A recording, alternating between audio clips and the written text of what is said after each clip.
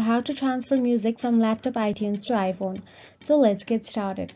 First thing first, open iTunes on your computer. You will find this in your start menu or application folder. With this method, you can move music from your computer to iPhone without syncing. So you will not lose songs that are on your iPhone but not on your computer. If you don't have iTunes on your computer, you can download it from iTunes or apple.com. After that, you will want to use the USB cable that came with your phone. On one end of the cable connects to your phone and the other and plug into your computer.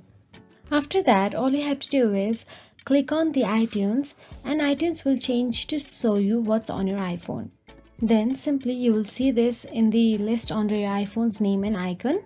Now, click the checkbox next to manually manage music and videos. This will disable automatic syncing so you can add or delete music from your iPhone.